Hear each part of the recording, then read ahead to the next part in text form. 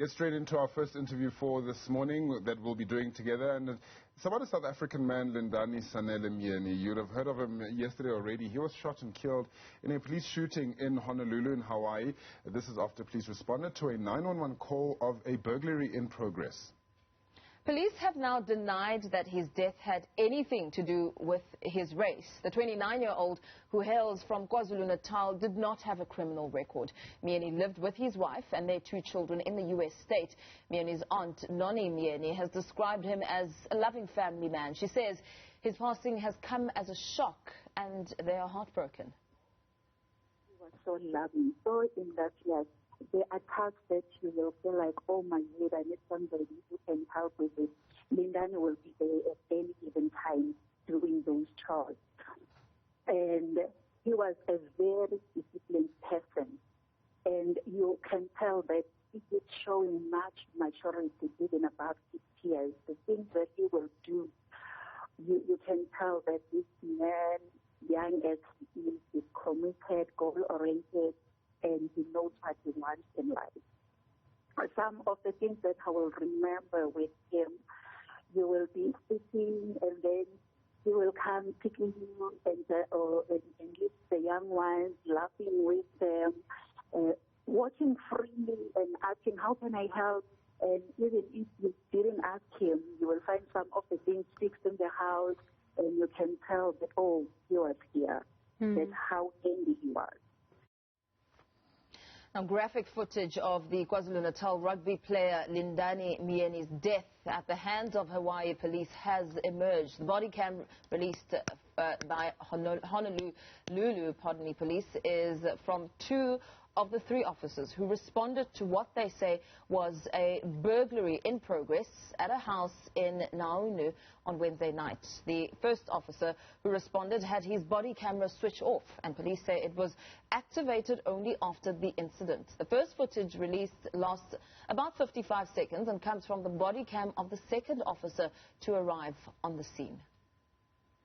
Now, to expand on this conversation, we're now joined by justice reform activist and lawyer Jacquie Esser. She has spent her career fighting to reform the criminal justice system in Hawaii. Jacquie, a very good morning to you. Thank you so much for your time. We learned with shock and horror as we heard information, rather sketchy, not much clarity on what exactly happened, and then the videos emerged. As a legal expert and an activist who's been centered around the space, especially what happens in Hawaii, what did you make of this incident? Well, good morning, aloha. Thank you for having me here today. You know, there's a lot of anger and pain that the community is experiencing, and we're also getting a lot of backlash. Just speaking about this pain, the family is not able to grieve without having to deal with just comments from law enforcement putting the blame on Myani. So there's a lot of confusion. How it was reported as a burglary came in. It was not a burglary. There's no evidence of an intent to commit a crime at all. The evidence is that he went to a neighbor's home. He took off his shoes before entering, which is a sign of respect here in Hawaii. We haven't heard the 911 calls, but the video police camera does show that the woman of the house, and I'm assuming she calls the police, but again, we haven't heard the 911 tape, screaming hysterically to the police officer, "That's the man, that's the man." And she says something, it sounds like she's yelling, sitting in the car or stealing a car, and the police officers just comes to the scene holding a gun, aiming at him, and never says, "Stop, police." You see a struggle, it's dark in the video, and the next thing you hear are the gunshots, and after the 3 gunshots, the police officer then announces police. So it's a horrific tragedy. You know, there's a lot of details that have not been disclosed, and there's a lot of anger in Hawaii, and we're going to continue to demand transparency and accountability from the Honolulu Police Department. Now, Jackie, working with what we do know, as you mentioned, that police recording is not out yet, and it could be essential to this case. In terms of the police's conduct, what was supposed to have happened? Most of us have seen the video, and as you mentioned, he is not forewarned that it is police. He just sees a man that has drawn his gun and pointing it towards him. So there is no policy for the Honolulu Police Department to announce first, although there should be, but there's not. But it's clear that Myani did not know that they were police officers. And also, so you can hear him, if you watch the video, you can hear him saying, "Who are you? Who are you?" And flashlights it's all dark, and a bright light is shining in his eyes. And we don't know his state of mind, but we do know that he was calm when he entered. Again, taking off his shoes, sitting down. There's no evidence that he was aggressive with her in any way. So there is this, he's very possibly confused and does not know that they're police officers, and he feels like he's being attacked. Now, the police, the question is going to be, was the police use of force against him excessive? And you brought up the fact that there were 3 officers. When you look at the video, it does not look like Honolulu Police is being transparent about this and not being, they're not speaking truth when they're saying that the 3rd officer's video was not working.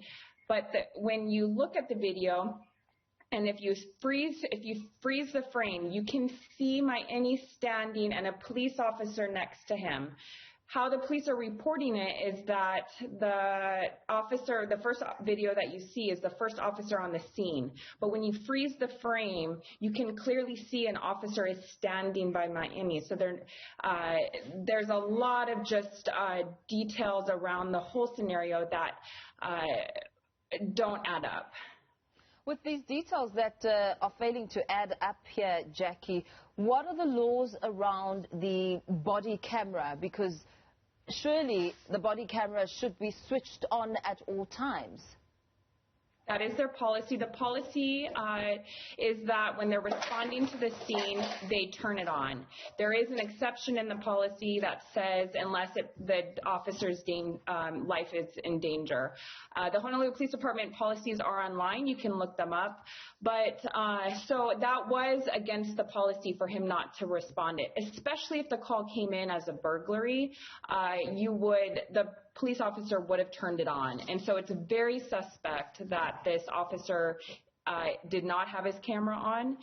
And I think that camera would have been key to explain where he was at the time of the shooting and what was going on between that officer and Myani. Are there statements from the 3 police officers? You mentioned the fact that, it is seen in one of the frames where he's standing next to one of the police officers, presumably the police officer that arrived first on scene. Are there any statements that they've released that might speak to this as well?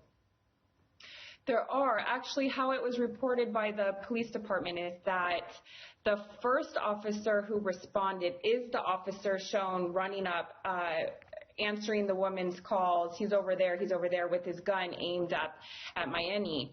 They say he's the first officer to respond to the scene, but again, it just does not add up because if you freeze the frame, you can clearly see that there is an officer standing next to Myani, and that is the officers whose camera just happened to not be working. Jackie, I suppose, this matter, especially the way it's resonating here at home, considering that Myani was a former South African rugby player and, well, being South African, it raises a lot of questions then and then brings us back, brings police reform in your country back into the spotlight, and also elements of racism creeping in, and all those questions around what was at the center, at the crux of this matter. Was it a racist response, or is it just reiterating the value and the importance of black lives? No, it's a very difficult question to answer in the context of Hawaii. There is strong anti-blackness in Hawaii, but people tend to think of Hawaii as colorblind, and because the majority of people in Hawaii are brown. And so it's not simply white and black here in Hawaii, but there is this anti-blackness, and it has to do with the history of colonization and white supremacy in Hawaii and against Pacific Islanders and black people. And yes, I strongly believe that had Myani not been a black person, he would be alive today. I do think that there was a lot of bias from every single actor that led into the response of the police. So again, we talk about the woman. Myani came into the house out of respect, took the shoes off. His wife described this as a cultural clash. I don't know. I don't know his culture, but she did describe it as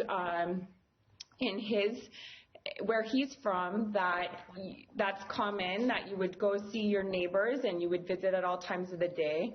And so we don't know why he was there, but it's clear he wasn't there to harm her or steal. But she perceived him as a threat, and that absolutely had to do with the color of his skin. And she was if someone comes into your house but is showing respect, you talk to them and say, what's going on? Why are you here? That was not her reaction. Her reaction was just a strong, big black man in my house, and she's hysterical. She calls the police. I'm sure in the 911 tape she's going to say, there's a black man in my house, and then the police hear this, and they're in their head, they're responding to a black man in a woman's house, and they come just assuming that she is correct, right? And doesn't even give him the benefit of the doubt to say, hey, what's going on here? And not even do they not give him the opportunity to explain why he's there. They run after him with guns and shoot, and they don't even announce that they are police. So this absolutely comes down to the color of his skin and the anti-blackness that does exist, unfortunately, in Hawaii and the greater United States continent. Jacquie, I'm going to ask you to stay on the call for us, as we are going to be showing the footage that is on the social media platform. Please be advised that the following footage may be offensive to sensitive viewers. Just so you know, I cannot see the screen, but I have viewed it, so I will try and walk people through it, but I cannot see what you're seeing. Okay, sure. Thanks, Jacquie.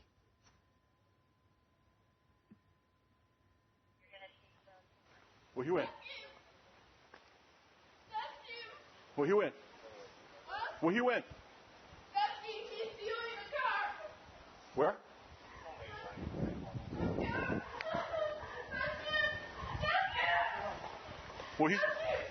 Get on the ground now! Get on the ground! Get on the ground now! Get on the ground! Get on the ground now! Do them!